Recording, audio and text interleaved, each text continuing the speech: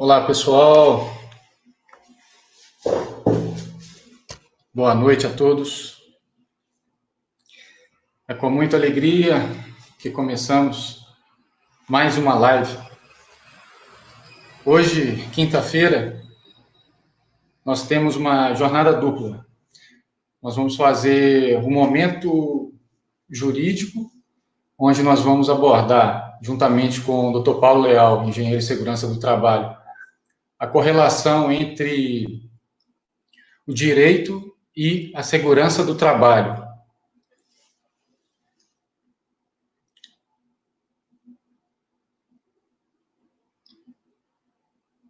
E de outro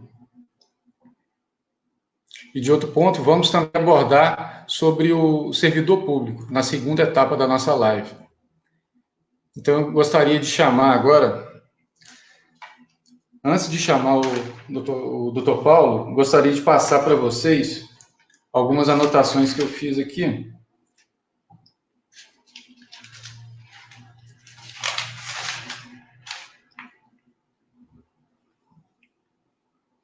Nós vamos abordar, gente, qual a ligação entre a segurança do trabalho e o direito, conforme eu disse, como funciona a auditoria realizada pelo perito.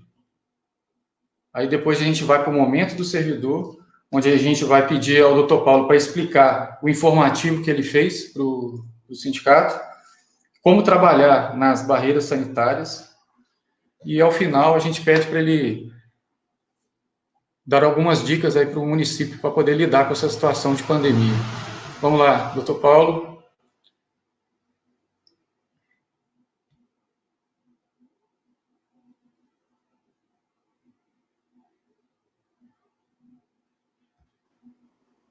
Oi, agora sim, apareci.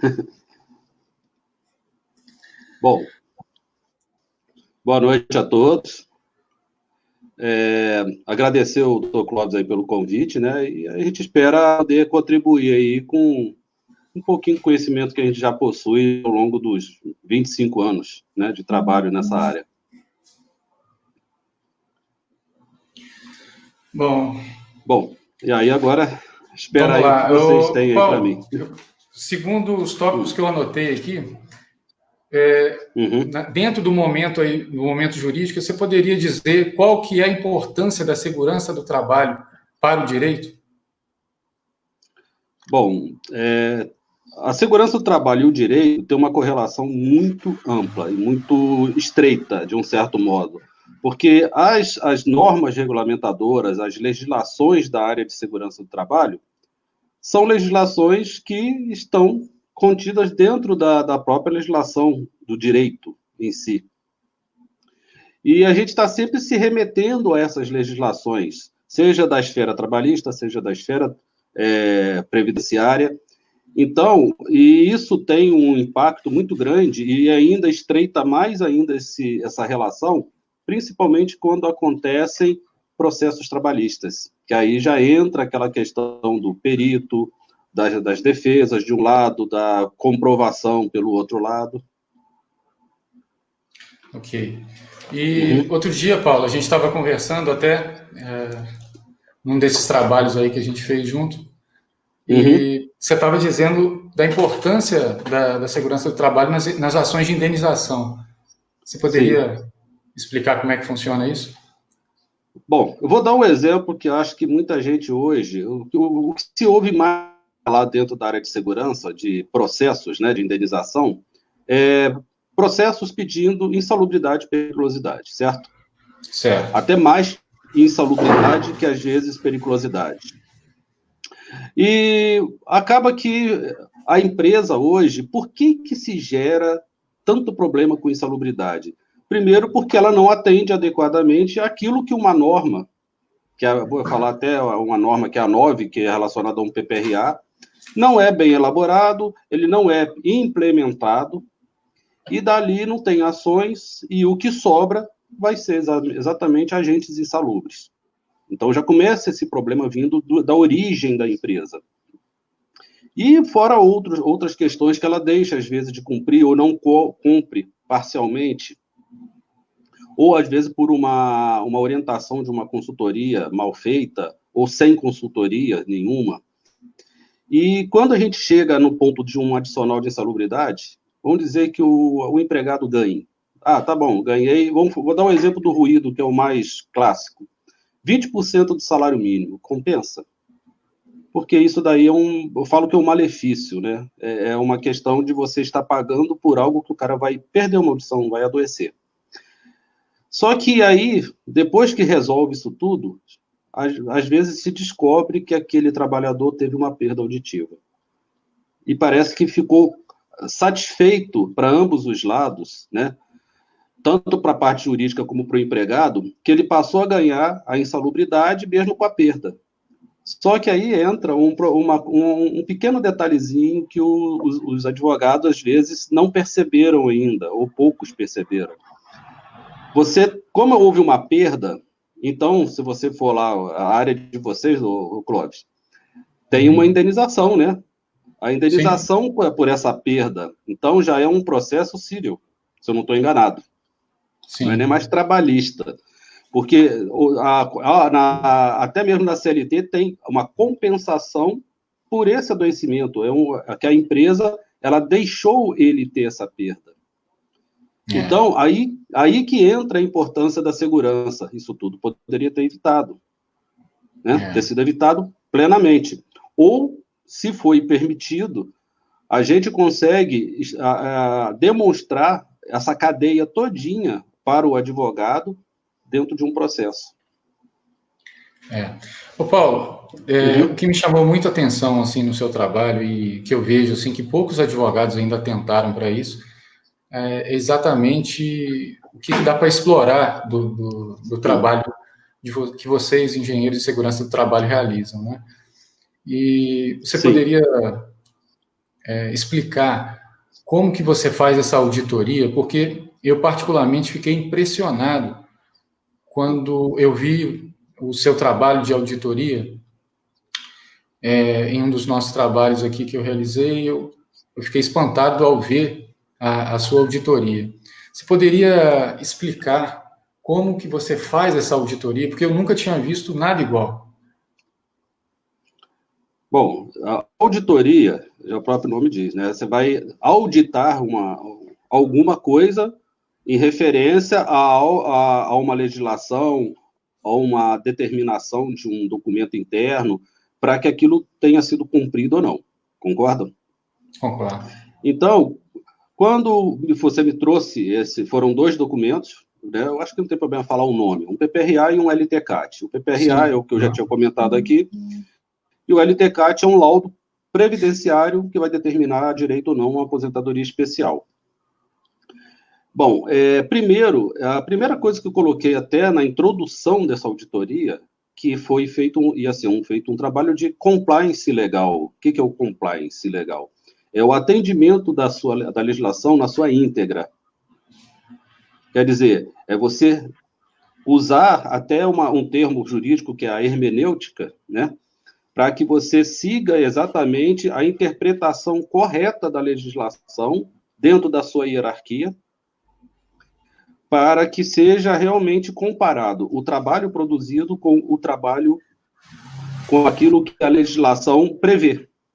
Então, ela fala lá, por exemplo, que você teria que ter um exemplo do LTCAT. A conclusão do LTCAT tem que ser um código GFIP para poder ajudar, na verdade, indicar o preenchimento de um PPP para esse direito.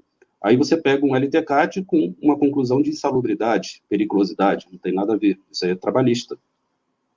Um PPRA que se elaborou, usou legislação previdenciária, inseriu riscos que não pertenciam a ele, se colocaram informações que também não condiziam com a estrutura de um PPRA, e muito menos, o mais importante dele, não tinha nenhuma ação para eliminar ou atenuar ou ter alguma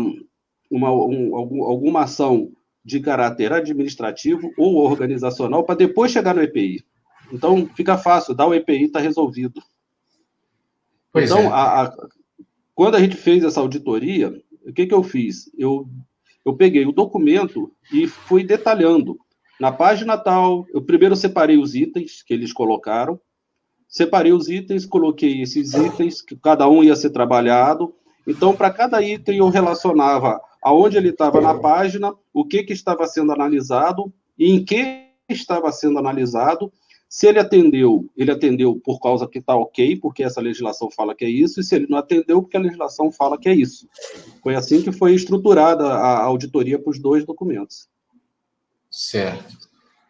E a que você atribui as falhas que você comentou comigo, né? Que você percebe isso claramente, que há uma deficiência na formação dos profissionais de segurança do trabalho. Qual que é a visão que você tem disso? Por que tantos erros acontecem? Por que a gente verifica tantas falhas? Bom, eu tenho até um pouquinho mais também de propriedade para falar, que eu já fui professor de curso de Tec-Segurança. E era uma coisa que eu falava muito com os alunos. Vocês têm que aprender a estudar, porque hoje eu vou falar de eu não lembro qual, é um escritor famoso aí. Ele fala que tem poucos alunos e... Não, tem muito estudante, muito aluno e pouco estudante. Por quê? Aluno é aquele que vai assistir a aula, e o estudante é o que estuda. Então, temos muitos alunos e poucos estudantes. E isso eu falo em termos geral, desde um curso técnico até uma graduação. E infelizmente, temos hoje uma geração, uma boa parte de muitos profissionais que eu acompanho vários grupos, que a primeira coisa que eles querem é um modelo. Ninguém cria, ninguém... Por exemplo, eu participei agora acompanhei uma live de um amigo meu, ele estava falando até de um item, com seus subitens da nova NR1, que é o PGR, GRO. Eu prestei atenção no chat. Ninguém fez uma pergunta técnica para tentar esclarecer uma dúvida. O pessoal só assiste passivamente. Então, não há uma interação do pessoal em lives. Informações que são preciosas, o pessoal só se maravilha, mas acaba por ali. Você não vê o pessoal... só complementando. Você não vê o pessoal adquirir... eu falo de acervo. É uma coisa que eu falo que é muito importante. O que é seu acervo? Vou falar para vocês, advogados. Quantos livros vocês têm da área de direito? Vários. Porque se você não tiver isso... se você não tiver, você não tem fonte de consulta para você embasar todo o seu trabalho. Para a gente da segurança, a situação é idêntica. Se eu não tenho uma boa fonte de consulta, de onde eu vou tirar o embasamento técnico? Então, falta acervo, falta o profissional buscar mais conhecimento, não se limitar com o que ele já possui, seja de curso, seja da graduação, de pós-graduação. Então, isso aí é um efeito que ele tem que manter constante, porque senão o próprio mercado vai engolir. A gente percebe muito as pessoas preocupadas mesmo com o modelinho, né? Mas não encara a matéria como ciência, não aprofunda o estudo, né? E por isso que a gente percebe, então, que há uma deficiência mesmo na formação desses profissionais. A gente até brinca que é a geração Ctrl-C, Ctrl-V. É isso aí. Bom, gente, a gente está fazendo aqui um bate-bola, tanto da área jurídica, mas também mostrando a segurança do trabalho. E agora a gente vai partir para o momento do servidor, porque inicialmente nós começamos essas lives, eu confesso que eu ainda não estou totalmente adaptado, eu vou procurar melhorar. Hoje, pelo menos, a internet não está oscilando, vamos olhar por esse lado positivo. Sim. Então, não está travando, está tudo perfeito. As coisas tendem a melhorar, tendem a ficar mais espontâneas. Eu, particularmente, me sinto mais à vontade para falar perante um juiz, um promotor, do que perante a internet, e ainda mais ao vivo, né? Que qualquer vacilo aqui É uma nota É uma, notória. é uma responsabilidade muito grande, porque a gente está sendo assistido por várias pessoas. Então, aquilo que a gente fala, para muitos, passa a ser a verdade. Exato. Eu sugiro uma outro olhar. Aquilo que a gente fala, você absorve, vai lá, verifica, checa, estuda, para você confirmar se isso aí realmente está verdadeiro ou não. Não que a gente esteja falando, a gente não vai falar mentira, mas se você acreditar em tudo, então tudo que chega para você passa a ser verdade, sem uma contestação, né? Então a gente tem que sempre estar checando, buscando mais informação, porque às vezes até numa live mesmo não dá para você aprofundar tanto alguns assuntos. Não, sim. A intenção aqui, na verdade, é despertar a curiosidade das pessoas também para esses temas e, especialmente, eu comecei aqui pelo nosso trabalho que a gente desempenha, eu digo, o meu trabalho específico como advogado do Sindicato de Servidores Municipais, e notei essa necessidade de estar levando esses temas a serem abordados dessa forma. E agora a gente está ampliando, né? Domingo tem um momento de reflexão, e na quinta a gente está fazendo o momento jurídico e o momento do servidor, né? Uma coisa eu tenho, eu acho, muita coragem. Muita coragem. Não, vamos lá. Mas para tudo tem que ter um início, né? Então, esse início vai nos melhorando, vamos dizer assim. É isso mesmo. Então, eu queria começar, Paulo, dentro do momento do servidor, até parabenizando o seu trabalho do informativo, que a gente já até disponibilizou no grupo de WhatsApp dos servidores. E eu queria que agora você, como professor, como escritor de livro, como cientista dessa área mesmo, né, eu posso dizer que... Como que você explicaria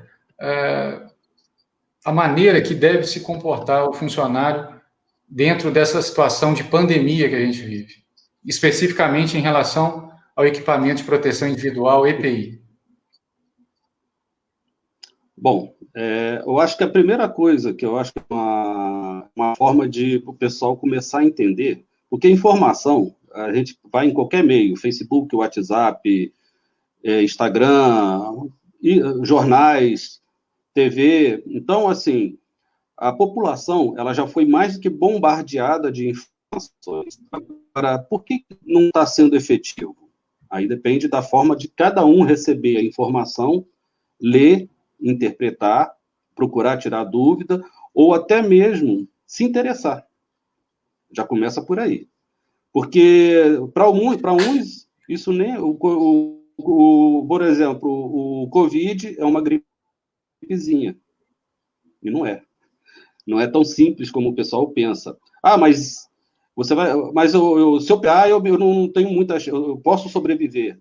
Depende. Se tiver estrutura para você, bem. Se não tiver estrutura, você vai morrer por causa da falta da infraestrutura que pegou, não foi o Brasil, o mundo inteiro estava desprovido está desprovido de uma estrutura para isso. E com relação até ao informativo, vamos pensar assim, quando você me pediu para fazer esse informativo, eu procurei ser o mais, vamos dizer assim, o mais objetivo possível em relação a problemas que a gente vem identificando de pessoas utilizando uma máscara, e é uma coisa que viralizou, vamos falar assim.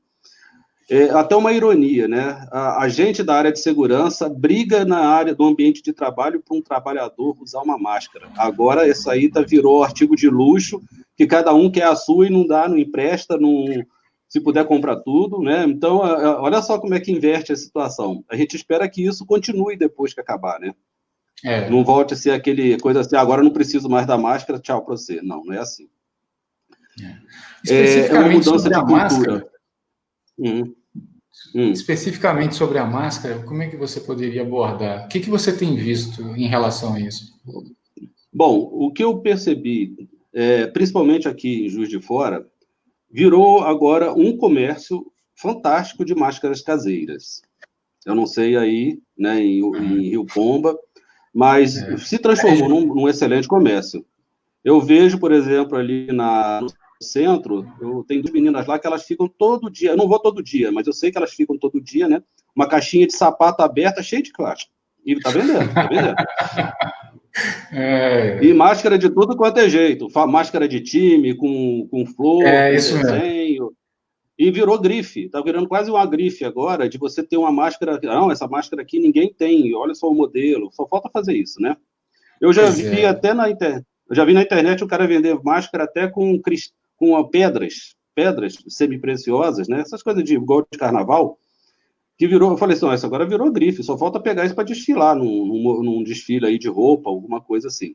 Mas vai se perdendo a característica da proteção. E em cima dessas máscaras caseiras, vem um grande problema, porque aí a gente colocou no informativo. Que material que você usa para fazer a máscara? Aí que eu queria que você abordasse com bastante cuidado mesmo. Uhum. Eu até fiz uma colinha aqui, porque a gente não lembra de tudo, né? Eu estou pegando até o informativo aqui. Bom, de acordo com é uma nota informativa número 3 da própria Anvisa. E o que ela colocou aqui como o recomendável para elaborar? Se produzir uma máscara caseira.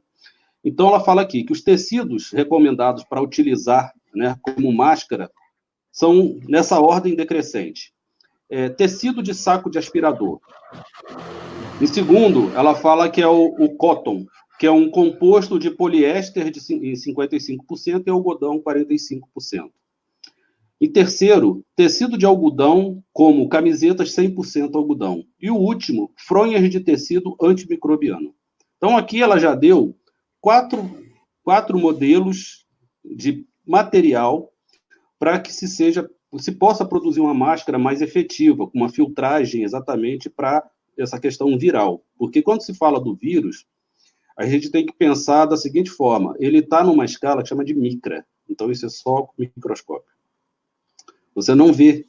E se eu jogar uma água, dá para falar que está protegendo? Não, não é jogar uma água, é jogar qualquer coisa que vai demonstrar isso. É a característica do que é produzida a máscara quanto à retenção de uma gotícula, de um aerossol, né, porque seja ou o cara espirrando ou tossindo, e bater na máscara e ela não absorver, ela vai reter. Entendeu? E sobre essa questão da máscara, Paulo, hoje eu tive que ir ali em um bar, eu até te mandei esse recado, eu fiquei assim, a primeira vez que eu vi alguém usando aquele capacete, né, eu queria que você explicasse, isso é usado nessa situação?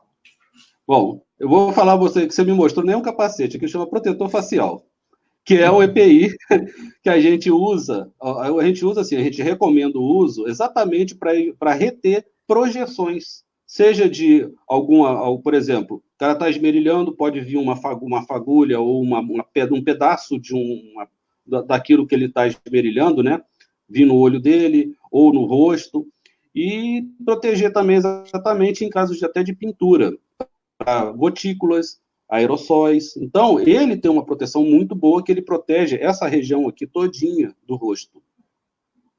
Então, ali é uma coisa, protege. Você estando com ele, você precisa da máscara embaixo? Não. Então, o nome técnico ali, o nome que realmente deve se dar isso...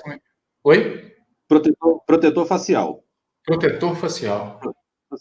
Então, se você tem um protetor facial, você não precisa da máscara, na verdade, porque a projeção, se ela vier na sua frente, ele já protegeu, a máscara não está fazendo nada ali, só está enfeitando. Mas se quiser deixar ficar com a máscara, ótimo. Por quê? Se o momento você precisar tirar ele, você vai ter que estar de máscara. Então, pode colocar aqui, um pode complementar o outro de acordo com o tipo de atividade ou onde você vai estar. Até porque existe uma recomendação também da Anvisa, que é uma orientação que eu até passei para você, Clóvis, para distribuir aí, para compartilhar com o pessoal, colocando alguns pontos da máscara com relação, por exemplo, não é recomendável você usar ela mais de 3 horas. No máximo 3 horas, essas máscaras caseiras. E substituir por uma outra, desde que ela não esteja suja, úmida ou danificada. Entendi. E ali também vai dar algumas recomendações, que aí é uma lista extensa, até como você higieniza essa máscara, que você vai lavar, mas lavar com algum produto que vai estar descrito lá, o tempo que você tem que também complementar com mais uma outra lavagem, como você vai passar essa máscara. Então, assim, passar mesmo, passar ferro. E, então, assim, tem recomendações para você fazer essa manutenção dessa máscara caseira. Ela é possível, mas se não fizer daquilo ali, é possível reaproveitar, então é possível utilizar depois da lavagem, passar o ferro lá e utilizar novamente. Mas tem que seguir essa recomendação que está nessa orientação aí que eu deixei com você, que você vai distribuir para o pessoal, que é uma recomendação da Anvisa.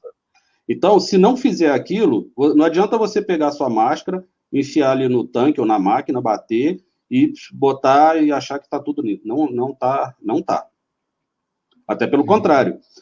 Você pode estar pegando uma máscara que pode ter contaminado, lavou com um monte de outras coisas e foi contaminando. Né? Okay. Então, não é uma coisa que o pessoal... a gente não sabe como está. E, em cima disso, tem até uma parte aqui que está no finalzinho, que são vários desenhos que tem mostrando erros e acertos de usar uma máscara, por exemplo. Eu já vi pessoas pegando a máscara, ou deixam embaixo do queixo, ou os botam na testa, né? Quando eu pegava isso em ambiente de trabalho, que é o mais comum dessas máscaras, que possuem CA, né? Que é um ER, né? O equipamento de respiração, eu falava pro pessoal, cara, você tá com babador com chapéuzinho. Eu brincava, né?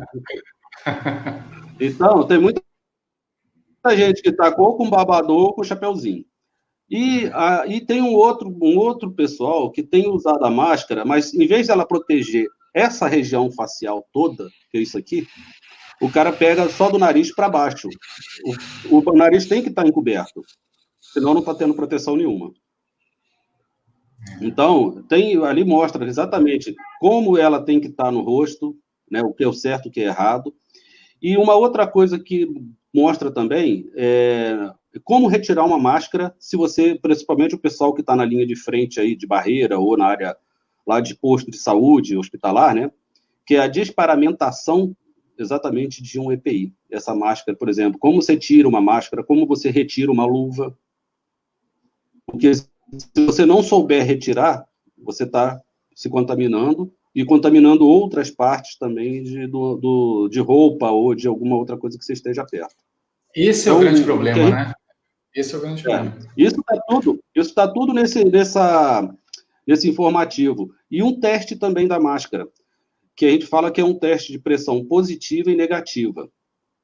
Porque aí você vai te explicar como você põe a máscara também de uma forma correta, não é de qualquer jeito, só pegar tudo com as duas mãos e colocar, ali está explicando passo a passo, como você faz esse teste, para você saber se ela está realmente vedando, porque isso não adianta.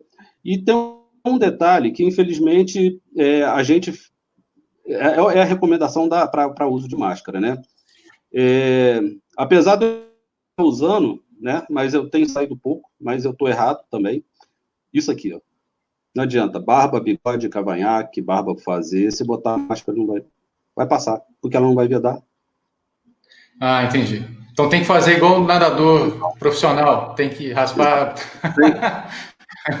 Tem que estar tudo lisinho. Vamos falar, tem que estar tudo lisinho. Tá certo. E tem alguns tipos de máscara aqui que a gente fala, né? Onde a utilização, que é a máscara cirúrgica, que é só para ambiente hospitalar, e as máscaras que eu falo que é R, né? Que é uma que é concha e a outra que é dobrável, com e sem filtro. Então, só tem que ver que ela vai ter um CA. A gente nem pede para a Anvisa, né? Eu falo nem eu, né? A Anvisa. Ela até recomenda que nem precise comprar isso, porque é um EPI que ela vai ser usado por profissionais que estão precisando. A máscara caseira, para a gente, já é o suficiente, desde que atenda aquelas recomendações de produção e de manutenção. Ok. Ô Paulo, eu queria passar aqui até esse tema aqui, ó, sobre as barreiras sanitárias. Né? A gente tem recebido, assim, muitas perguntas sobre isso. Primeiro, porque, especificamente aqui no município de Rio Pombo, eu acredito que seja a realidade dos outros municípios também. profissionais que não são da saúde e que vão trabalhar, né, nessas barreiras sanitárias. Então, o que eu ouvi hoje mesmo, de uma funcionária? Doutor, mas eu não fui preparada para isso, não me prepararam para ir para a barreira sanitária, eu não fui treinada. Então, primeiramente, haveria necessidade de ter um treinamento para essas pessoas antes delas irem para essa barreira sanitária?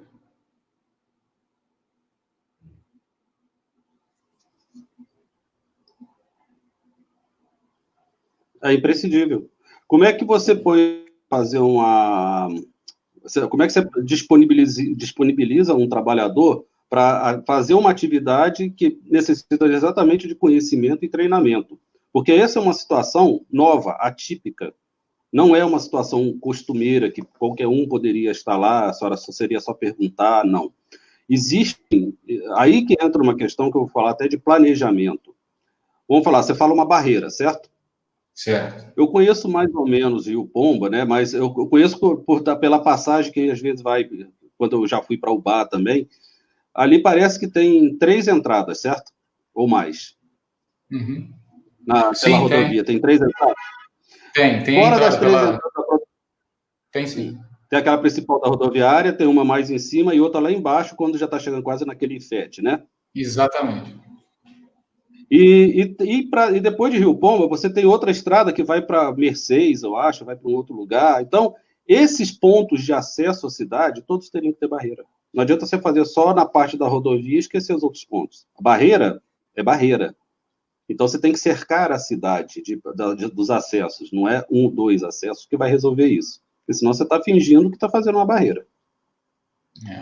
E como que o funcionário deve trabalhar nessa barreira sanitária? Como ele deve se vestir? Como é que ele deve se comportar nessa barreira sanitária? Bom, a barreira, primeiro, ela tem que oferecer para quem está trabalhando ali até pelo menos alguma condição mais confortável. Por exemplo, se está com sol, é ser uma tenda, algo que ele tenha embaixo, água disponível, né? Ele vai ter que estar paramentado. Então, uma coisa que você me mostrou até desse lugar que você foi, da pessoa com a proteção facial, né? Ela estava com um colete da cidade e a roupa dela por baixo, certo? Certo. Eu vou falar, na minha opinião, técnica. A pessoa que vai estar na barreira, ela pode até estar com a roupa dela, mas seria interessante, até por questões de mais prevenção ainda, existem roupas, tipo, usado muito em hospital, que são roupas descartáveis, que estão até usado muito em questão de circulação, cirurgia, né? Então, essas roupas ele vestiria por cima, que já protegeria dele e a roupa, que ele tivesse luva de procedimento, que é aquela caixinha, né? Uma caixinha lá, são 100 luvas, e essa máscara. E, se possível, o protetor facial. Se não tiver o protetor facial, a máscara já tudo bem. Se ele quiser também, um óculos. Se não tiver o protetor, bota um óculos. Então, isso já seriam alguns EPIs e algumas recomendações para se ter realmente uma proteção mais, né, vamos assim, mais elaborada por aquele servidor. E sem conhecimento, ele não sabe. Porque, por exemplo, ele vai abordar... Eu já tive com você chegando lá em Rio Pomba aí, né? A pessoa chegou do lado da janela, certo? Tanto do seu lado como do meu. Foi isso mesmo. Certo. E ela teria que ter mantido a distância de 1 metro. Já começa por aí. Ô, Paulo, mas vem cá, como é que treina essas pessoas, né? Nós estamos num momento de pandemia, é um momento de guerra, né? A guerra contra o inimigo invisível. Como é que treina essas pessoas para isso? Mas aí tem que ter alguém que tenha disponível, porque essa legislação está disponível na internet. Por que ainda não se pegou e se escutou? Aí tem que ter um profissional para poder treinar. Aí volta um ponto, que até daquele trabalho de auditoria que foi feito aí para vocês, né? Uhum. Isso aí, eu voltei a comentar algo que em 2012, quando eu fiz um trabalho aí, eu cheguei a sugerir. a prefeitura já deveria, pelo menos, ter hoje, no mínimo, um técnico de segurança. Pois é, mas é aí que eu queria que você chegasse mesmo. Uhum. É sobre essa parte do treinamento. Porque o técnico de segurança, ele seria um profissional extremamente apropriado para isso? Vai depender do nível de experiência, de conhecimento dele. Porque entra uma parte de proteção que tem que ter um conhecimento da área de enfermagem. Os enfermeiros têm um conhecimento muito bom de proteção biológica, como a gente fala. Até porque, principalmente quem trabalha em hospital, eu já trabalhei como engenheiro de segurança em hospital aqui em Juiz de Fora, e eu fazia parte de uma comissão de infecção hospitalar.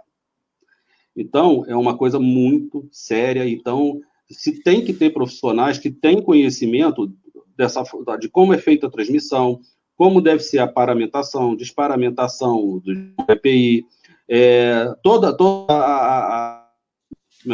a dinâmica que tem que ser preparada para a pessoa estar disponível para estar lá na frente exposto, ou possivelmente exposto. Então, é um conjunto de informações. Só a segurança não é suficiente. Nessa hora a gente precisa exatamente... Eu falo que é um profissional que o pessoal hoje está começando a dar um pouquinho de valor, que é o pessoal de enfermagem. Seja o enfermeiro, seja o técnico de enfermagem. Que eles têm esse conhecimento até mais aprofundado que a gente. Tá certo. Você poderia explicar como é que deve ser o equipamento de proteção individual dos trabalhadores da saúde em relação aos outros? Olha, não estaria... Dependendo da situação, não estaria... Para essa questão do Covid, não estaria mudando nada daquilo que eu já falei. Até do pessoal da barreira. A diferença é que, para o trabalhador da área hospitalar, você teria... Aí que eu falo daqueles EPIs que tem CA. Então, para eles, não seria a máscara cirúrgica. A máscara cirúrgica é para o paciente. Para eles, seria 2 tipos de máscara. Uma que chama PFF2 ou uma outra que chama N95. E são máscaras específicas. A N95, então, é a que mais usada na área hospitalar. E a PFF2, quando na ausência dela, supre, né, pela mesma característica. Então, esse já seria fundamental. E eu acho que isso aí, eu falo que o Covid, ele, no mínimo, ele tem que trazer algum aprendizado. Então, acho que um bom aprendizado para agora, para isso ser replicado, até continuar posteriormente, o município até pensar numa comissão, exatamente, de risco biológico, seja para uma situação semelhante que pode acontecer, que a gente não sabe, e para envolver profissionais da área de saúde e de segurança. Porque aí não ser pego de novo uma situação totalmente improvável e ficar todo mundo... Opa, o que aconteceu? E agora, o que eu faço? Entendeu? Isso aí acho que vai estar sendo um excelente momento de aprendizado. Tá legal. E, no caso, você já falou, então, né? Teria mais alguma coisa para você falar em relação a essa diferenciação entre quem é da saúde e quem não é da saúde? Tem mais alguma coisa que você queria acrescentar sobre isso? Olha, eu volto a reforçar. Não estou desmerecendo os médicos, né? Mas a linha de frente em qualquer ambiente hospitalar é o técnico em enfermagem e o enfermeiro. Esses que realmente botam a mão na massa, esses que estão ralando, a gente vê muitas notícias aí, muitos já deram a vida por causa do Covid, por estar lá. E eu tenho é um comentário pessoal meu, né? Eu vejo muito o pessoal fazer, eu não assisto, BBB, o cara joga lá, os nossos heróis, né? Os nossos heróis estão morrendo agora combatendo o Covid, que são técnicos de enfermagem ou enfermeiros, esses são heróis. Porque... Só para ter uma noção aqui, eu sempre gosto assim, de passar para as pessoas que ainda acham que a gente não está vivendo um momento realmente delicado, né? Nós temos hoje mais de 20 mil casos no Brasil, certo? Nós temos mais de 5 milhões de casos no mundo, nós temos mais de 330 mil mortes, né? E só os Estados Unidos tem mais de 93 mil mortes e mais de 1,5 milhão de casos. Então, como é que como não valorizar essas pessoas que estão na barreira sanitária, como não valorizar, mesmo eu estou dizendo isso apenas para reforçar mesmo o que você disse, a gente tem que valorizar em muito essas pessoas que estão à frente. E para finalizar, eu gostaria assim que você passasse o que você poderia orientar para o município de Rio Pomba em relação a essa pandemia, em relação a equipamentos de proteção individual, em relação ao treinamento desses profissionais, o que de mais grave está acontecendo, o que pode ser contornado rapidamente. Com a palavra, Paulo Léo. Tá. Bom, só complementando o que você falou aí dessas estatísticas, né? Isso, vamos pensar, eu não vou dizer lá de fora, mas aqui no Brasil isso aqui realmente, a gente sabe que até na nossa área existe, e provavelmente deve estar acontecendo com essas estatísticas. Você está apontando, a mídia está colocando números que foram, vamos falar assim, divulgados, e as subnotificações, porque teve muita gente aí que já pode ter ido por Covid e realmente não entrou nessa contabilidade, e não é pouca gente, não. Bom, voltando aí pelo que você me falou, acho que uma sugestão, vou colocar, eu acho que primeiro, o município possui um comitê para trabalhar com isso? É a primeira pergunta. Vou fazer perguntas, né? Existe um comitê técnico? Quem são as pessoas principais que devem compor esse comitê? Então, são pessoas estratégicas que vão definir a gestão financeira, a gestão técnica para a área médica e, como eu falo, a enfermagem, e a área de segurança. Porque, não tendo isso, eu sempre faço essa ligação, né? O sindicato ele é um meio de colaboração que deve ser considerado nesse comitê, porque o poder dele de divulgação é muito amplo. Não é só o sindicato dos servidores, até os outros sindicatos de outros segmentos que a cidade tem, seja de comerciário, seja o que tem. Por quê? Isso ajuda a disseminar mais informação e mais esclarecimento para o pessoal. Então, esse comitê ele tem que ser muito bem elaborado, não precisa ser muita gente, mas são pessoas estratégicas que tem que ter. Porque o resto é exatamente criar o que tem, o que precisa e como vai ter que ser feito.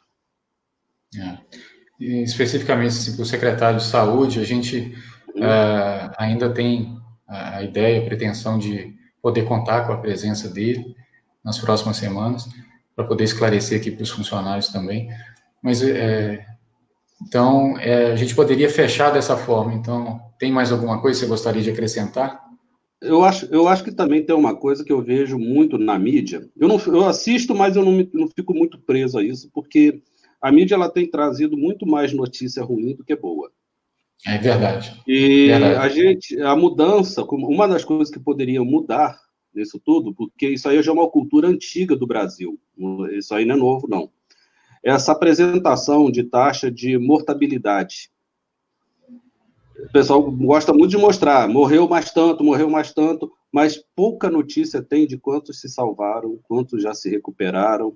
Então, acho que tem que começar a dar mais ênfase também para aquilo que está sendo positivo, aonde que foi, como foi.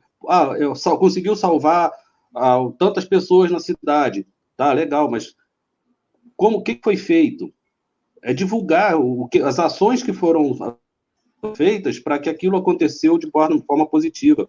Essa troca positiva que está faltando, acho que até para o Brasil inteiro. Se alguma coisa que alguém fez, por exemplo, eu vi uma reportagem de uma secretária no Rio Grande do Sul, que as ações dela estão sendo muito efetivas para o controle. Beleza, fizeram a divulgação, mas vamos compartilhar que ações são essas que pode ser replicada em outros estados, em outros municípios. Acho que está faltando essa união de troca de informação. É verdade. Bom, gente, a gente vai terminando por aqui. Esclarecendo, eu até estava vendo aqui, Paulo, nós já encerramos assim o que a gente tinha programado. Mas aí, até lendo aqui repassei aqui o grupo dos servidores, e aí aquela famosa pergunta, e o meu cargo? Bom, só para quem não está entendendo, né? Não, que gerou início. Deixa eu só explicar aqui rapidamente, pessoal, por que nós vamos voltar nesse assunto aqui, mas o intuito, as lives de quinta-feira começaram exatamente por conta desse trabalho, né, em relação ao LTCAT, PPRA, e os servidores, eles estão preocupados com o cargo deles, né, no caso, os varredores, aqui também eu vi uma pergunta. O que você, Paulo, poderia dizer? Aquilo que eu já disse, não daria para a gente ficar aqui falando de cargo por cargo. Mas o que você poderia falar para essas pessoas?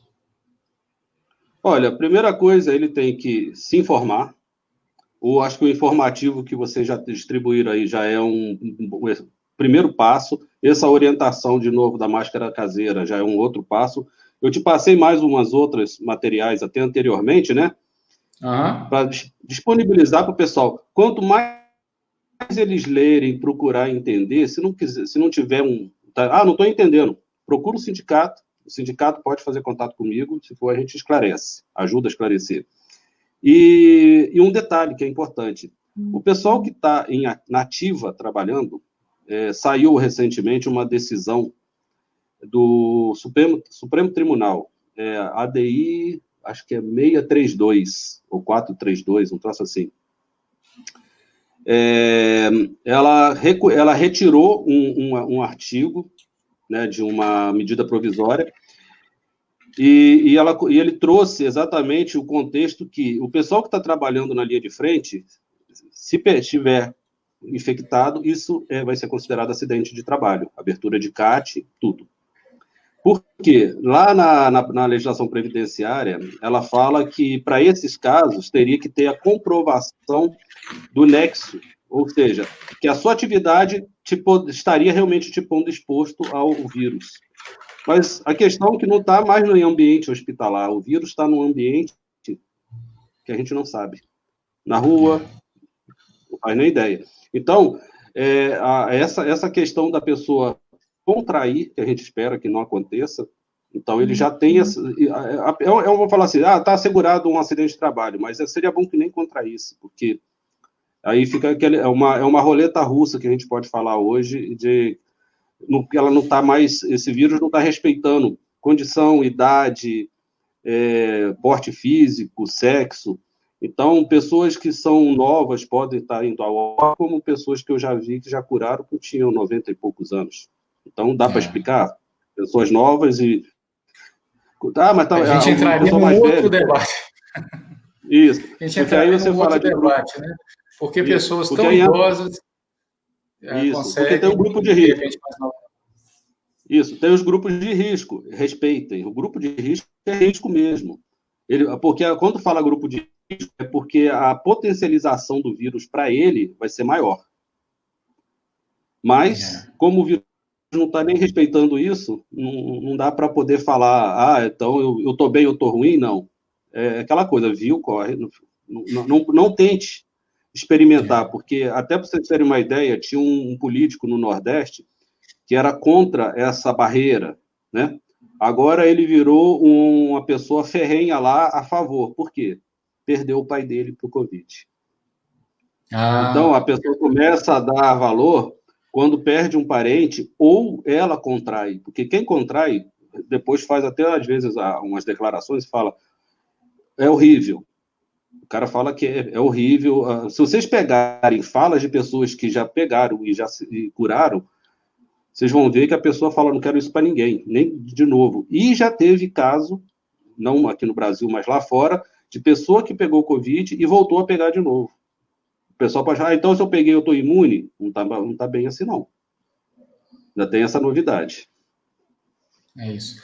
Bom, gente, a gente gostaria aqui de agradecer todas as pessoas que puderam assistir ao vivo e também aqueles que vão assistir depois, né? A gente sabe que tem muita gente que assiste depois. A gente vai deixar aqui na página. Então, Paulo, gostaria muito de agradecer a sua paciência, né? O Paulo é uma pessoa aí que eu admiro muito, pela forma que ele trabalha, pela forma honesta, transparente, que a gente verifica o que é um trabalho sério, um trabalho que merece ser respeitado. Então, eu gostaria muito de agradecer o seu tempo, a sua paciência e a todos que estiveram aqui conosco. E dizer que as lives continuam, coragem não nos falta, e vamos em frente. Vamos agradecer, ó. Isso. Te agradecer aí pelo convite, deixo disponível para outros convites, quando vocês precisarem, né? Com certeza. E eu acho que isso tudo tem que ser contínuo mesmo, né? Quanto mais informação, mais esclarecimento. Sim. Lembrando também que no próximo domingo temos aí um momento de reflexão, né? E qualquer domingo desse aí nós vamos ter o Paulo também refletindo sobre esses temas ligados à moralidade e espiritualidade. Mas isso é domingo. Um abraço, pessoal. Se cuidem. Um abraço a todos aí. Se cuidem aí. Tchau. Tchau.